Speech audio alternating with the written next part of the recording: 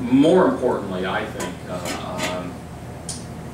is that we actually just give the people of Ohio the opportunity to be heard on this issue.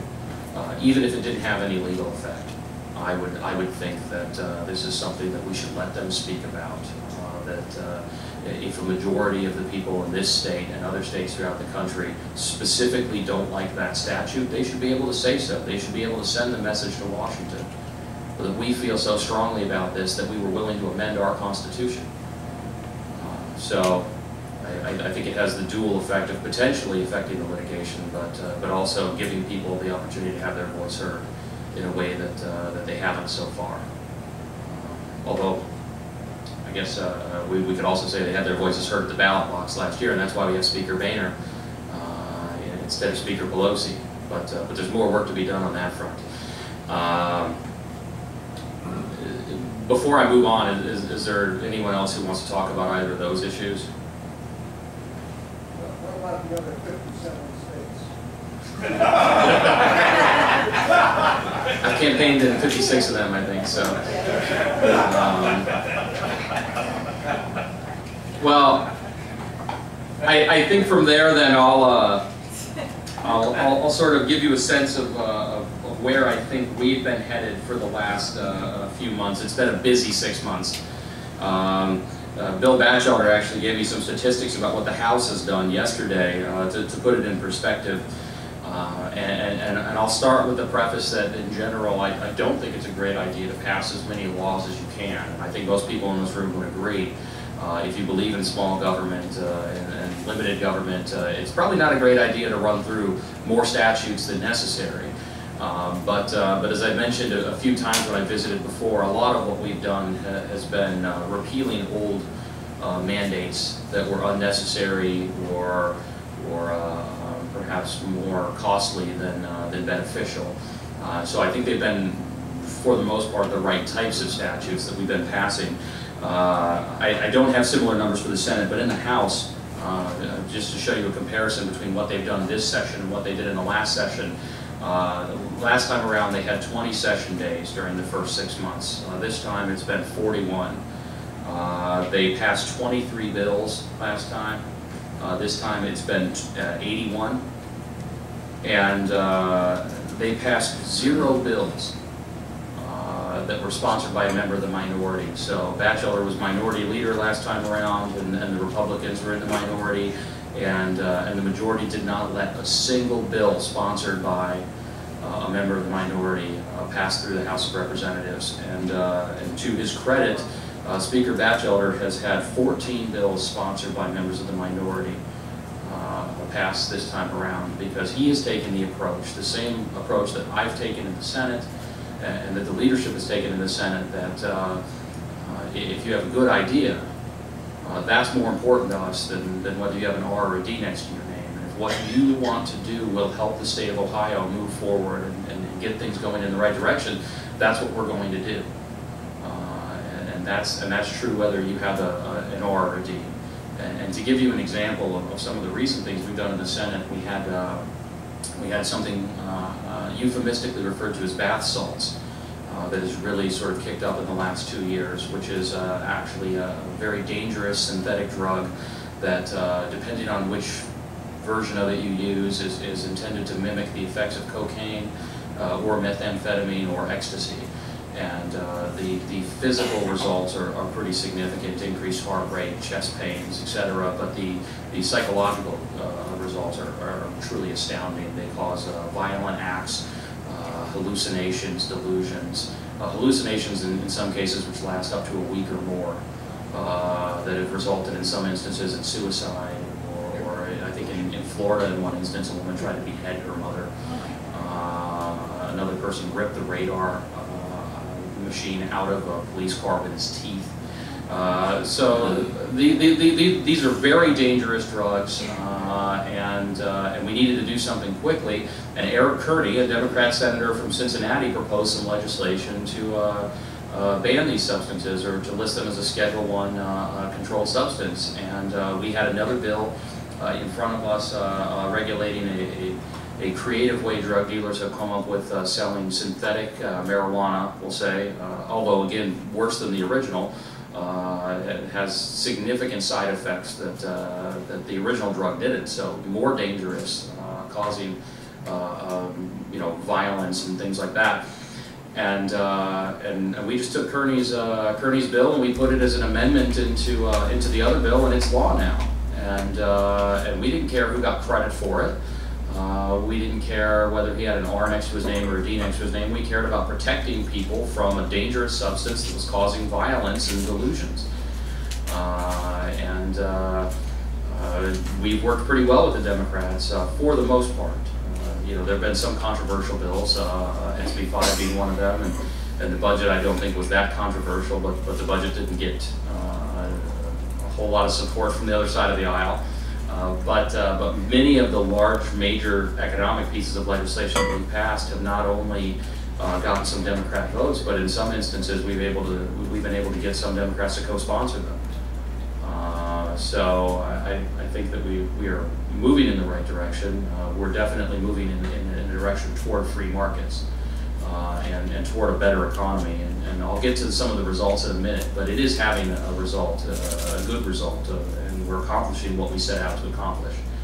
So just to start off, I guess, with where we've been economically, I don't think it comes as a surprise to anyone in this room, any of the things I'm about to say, but for the last 10 to 15 years at least, the people in Columbus have been slowly but surely driving the state into a ditch. We have had unemployment rates in Ohio that are consistently higher than the rest of the nation. Even during the middle of the Bush years, when unemployment was around 5 or 5.5%, which in economic terms is almost 0% unemployment. It is essentially anyone who wants a job can find one. And that wasn't true in Ohio, even when it was true for the nation as a whole. We were consistently at least 0.5% to a full percent higher than the rest of the country. We had too much government. We had too many regulations. In some cases, we had regulations that were 3 or 4 or 5 times overlapping each other, so that you needed more than one permit to do the same thing. We pushed employers out of this state, and we had states like Indiana and Kentucky, our neighbors, able to be much more competitive than us when we're trying to convince people to move here. Honda was looking a few years ago at building a new plant near Dayton. They put it across the border a few miles instead, because Ohio's taxes were too high and our tort system was bad, and I think they were nervous about our judicial system as well. We had a lot of employers who were already doing business here who've left. NCR, I think, is probably the most obvious example, that they left the Dayton area as well and moved to Georgia. And my understanding is that they tried to work with the prior administration and weren't able to even have any serious discussions with them. We lost 436,000 jobs in the prior 4 years before John Kasich became governor.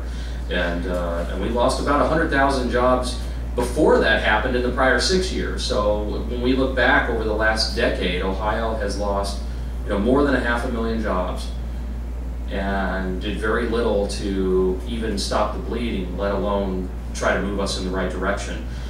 In the last 6 months, as I mentioned before, we passed a lot of major legislation. And before we get into that, I'll give you some of the quick results.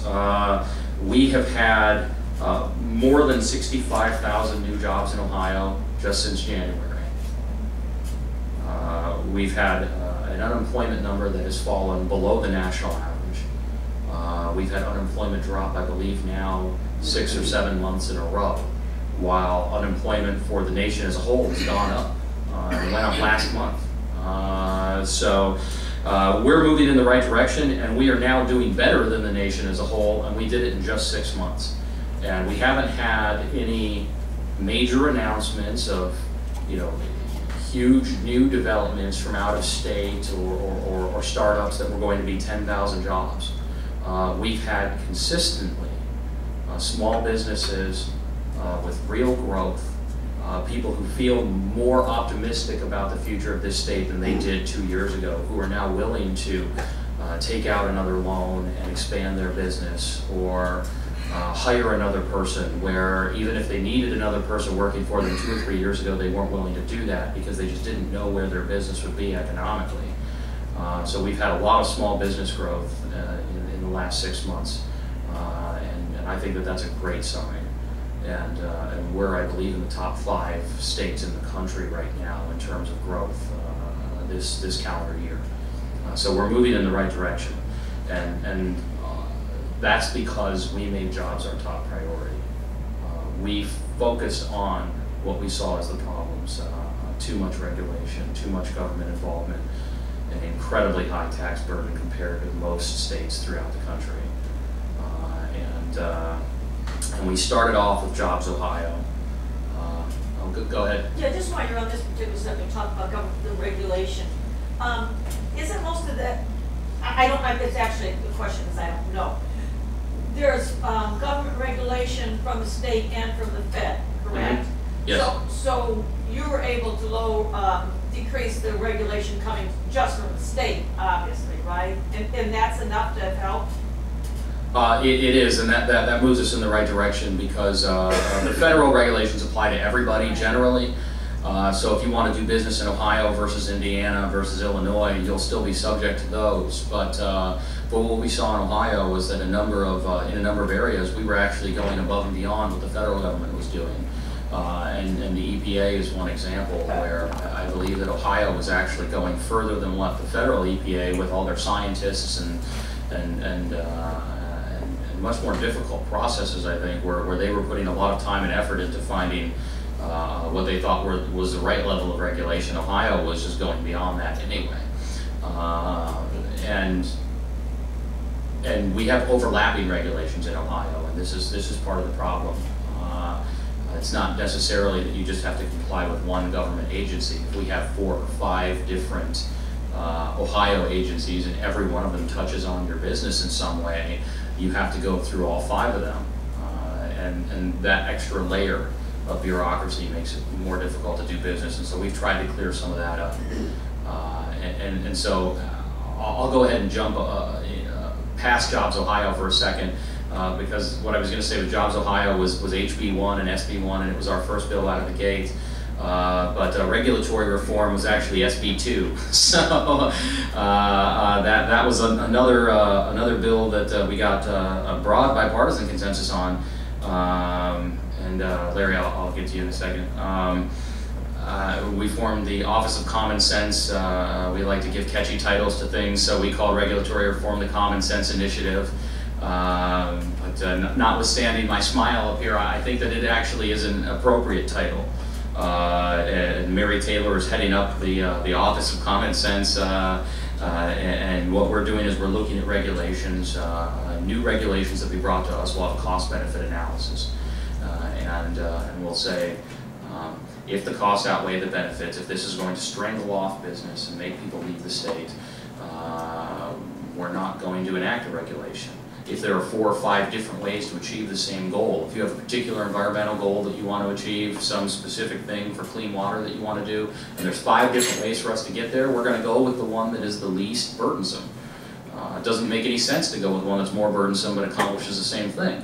And if a regulation has been around for 5 years, we're going to take a fresh look at it and decide whether or not it's outlived its usefulness, or if there are more efficient ways to achieve the same outcome, or if there are other regulations we could do instead that would be less burdensome. So we are really going to be undertaking a major change in the way the regulatory system in the state works, and I think that's going to have a significant effect. Go ahead. You spoke of 65,000 new jobs in the 6 months. Are those calculated the correct way, or are they done the Obama way? Is that net jobs, net increase, or? Jobs saved.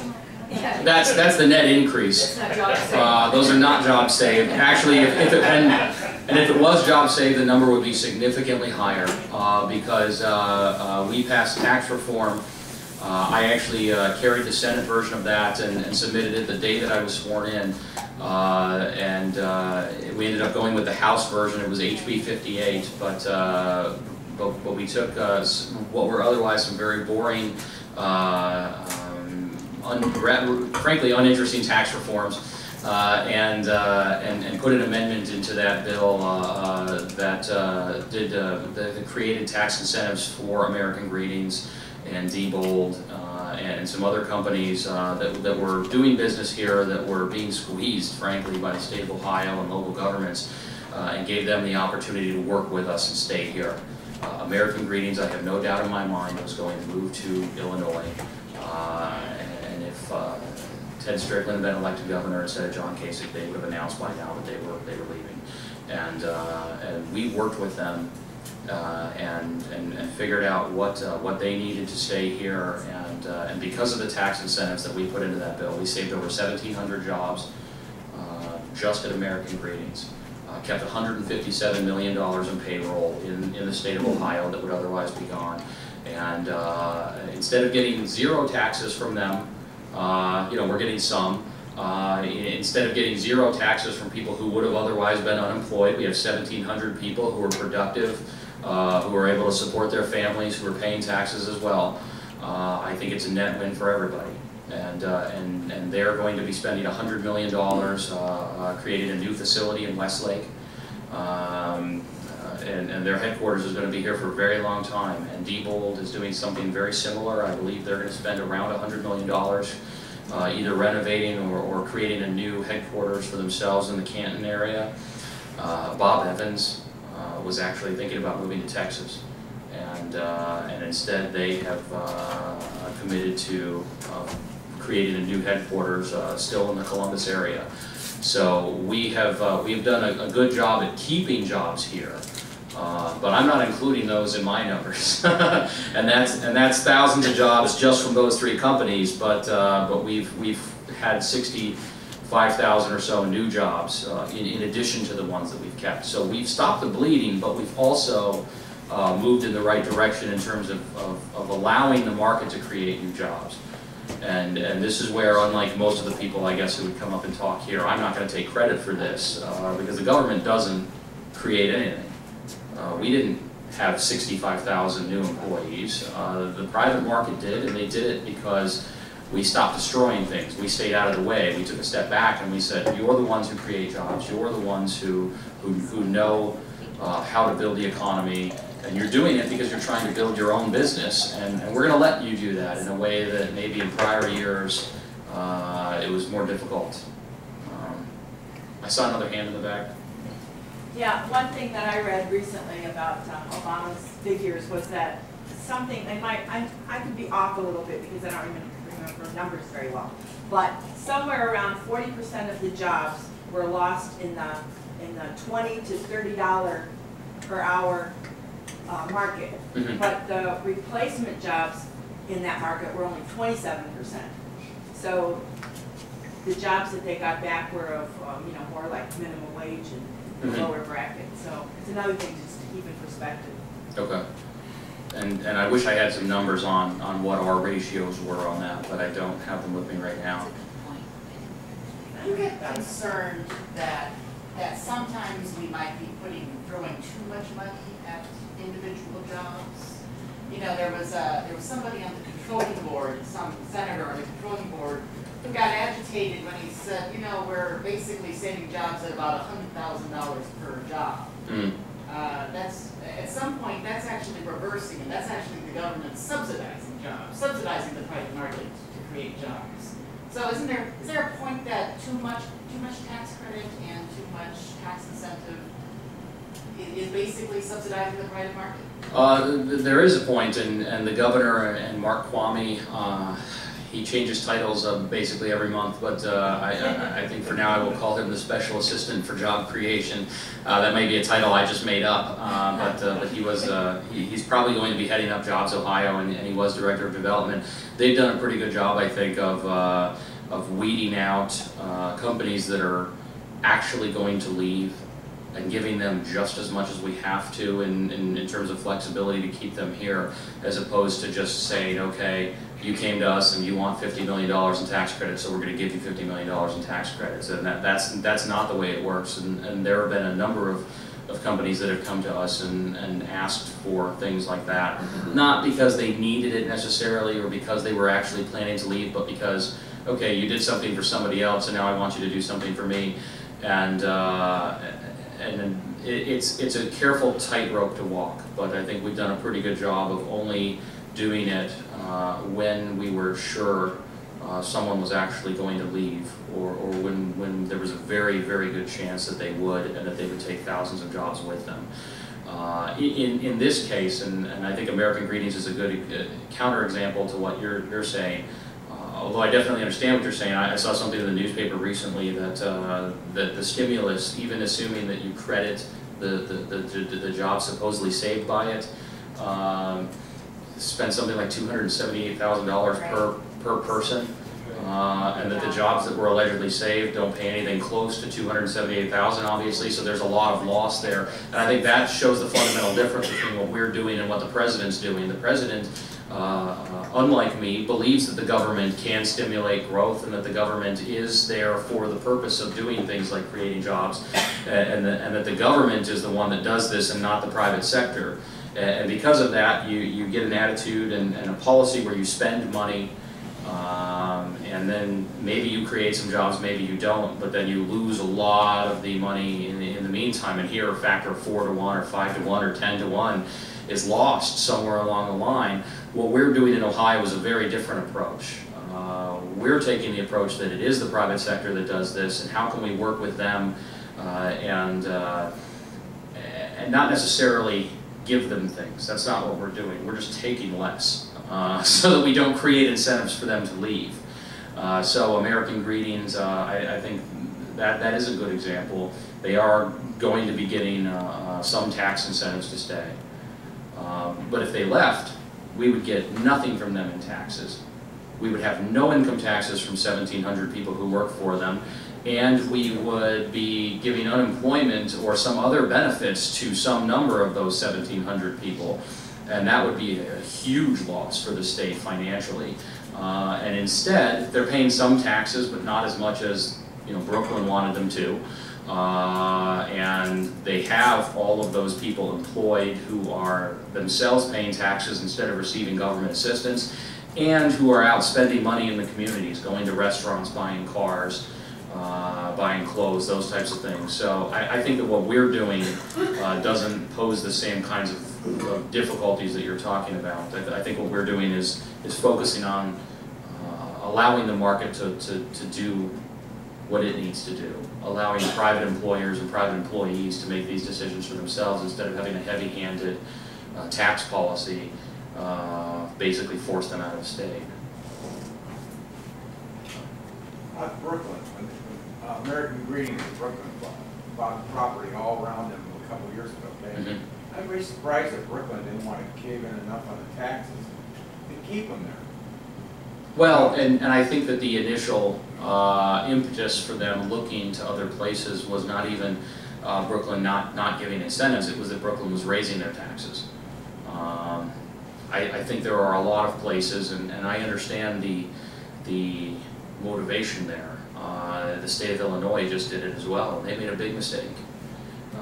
They had the same kinds of budget problems that we had in Ohio, and their solution was to almost double their tax rate. And frankly, Ohio's solution was to cut property taxes by $1.7 billion, to get rid of the estate tax, to finish the phase-in of the income tax cut from 5 years ago. And because of that, we're a more competitive state, and Illinois is less competitive.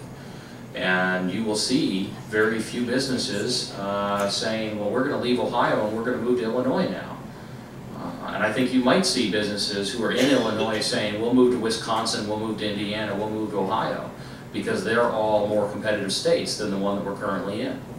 And I'll give you an example, I guess, to put this in perspective as to what our situation was in Ohio. The Wall Street Journal wrote an editorial 2 days ago about our budget. And about the tough decisions that had to be made, and about the fact that the people here were willing to make those decisions. And they said that to close the gap that we had with revenue alone, the Ohio Tax Department estimated that income rates for the average family would need to rise by 56%. So that's what our choices are. We could close our eyes and put our heads in the sand and hope that everyone's income goes up by 60% in the next year, and then everything will take care of itself. Or we can assume that that won't happen and we can double our tax rates, and the people who are able to move out of the state will, as they've been doing for years, as they're going to do in Illinois now. And we could be in much worse shape 2 years from now than we are now because we scared away more jobs. Or we could do what we did and make tough choices and try to balance the budget in a responsible manner. And I think we did the right thing. I think, unfortunately for Brooklyn, they did not. And that's why the new headquarters will be in Westlake. And I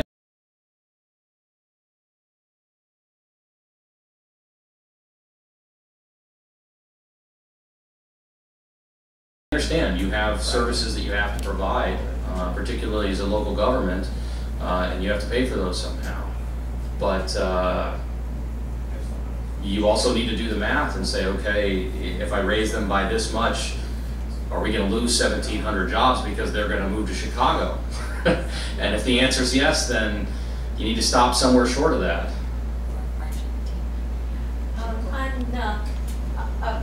I get a little confused on this right to work state stuff too. Sure. Ohio is not a right to work state. I understand that. Mm-hmm. I don't want to open that can of worms now, what happened to SB 5 and all that stuff. But are these companies that have agreed to stay, Mm-hmm.